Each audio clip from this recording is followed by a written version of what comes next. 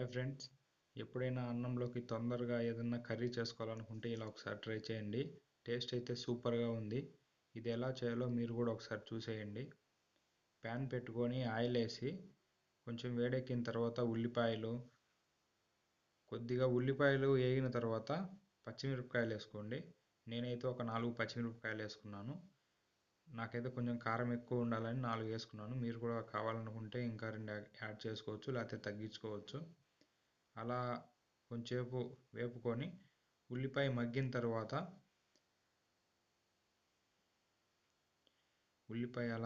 తర్వాత కొద్దిగా కరివేపాకు ఉల్లిపాయలు కొద్దిగా వేగిన తర్వాత కొంచెంసేపు మూత పెట్టుకోండి. తర్వాత కొద్దిగా అల్లం పేస్ట్ బాగా వేపుకోండి ఫ్రెండ్స్. ఎప్పుడైతే లో ఫ్లేమ్లో అల్లం పేస్ట్ వేగుతుందో అప్పుడే కర్రీ అనేది చాలా టేస్టీగా ఉంటుంది. ఒక టమాటోని వేసుకొని తర్వాత కొంచెం ఉప్పు, పసుపు వేసుకొని బాగా తిప్పుకోండి. కొంచెం మూత పెట్టుకున్న తర్వాత మన కర్రీ అనేది కొంచెం మగ్గాలి. అలా మగ్గిన తర్వాత కొద్దిగా కారం, నేనైతే 1/2 టేబుల్ స్పూన్ కారం వేసుకున్నాను. కారం కొద్దిగా చికెన్ మసాలా, కొద్దిగా గరం మసాలా వేసుకొని కొంచెంసేపు అలాగే లో ఫ్లేమ్లో బాగా మగ్గనివ్వండి. మగ్గిన తర్వాత మనం ముందుగా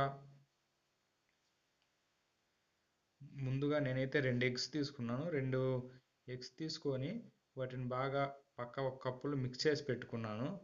అలా మిక్స్ చేసి పెట్టిన దాన్ని దాంట్లో వేసేయండి. దాంట్లో వేసేసిన తర్వాత దానిపైన మొత్తం మనం ఏదైతే ముందు టమాటో, ఆనియన్స్ బాగా ఫ్రై చేసుకున్నామో దాంట్లో అలాగే తిప్పేయండి. తిప్పిన తర్వాత అలాగే లో ఫ్లేమ్లో ఒక 30 సెకండ్ల నుంచి 1 నిమిషం పాటు మూత పెట్టేసి అలాగే ఉంచేయండి లో ఫ్లేమ్లో.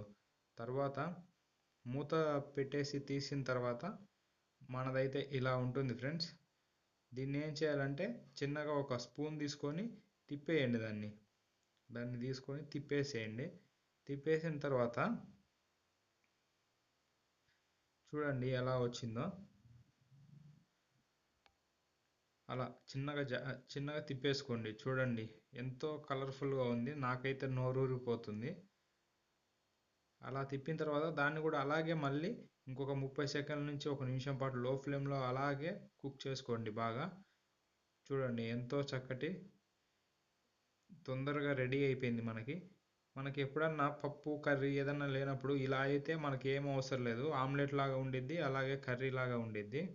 టేస్ట్ అయితే చాలా బాగుంది ఫ్రెండ్స్. మీరు కూడా ఒకసారి ట్రై చేయండి.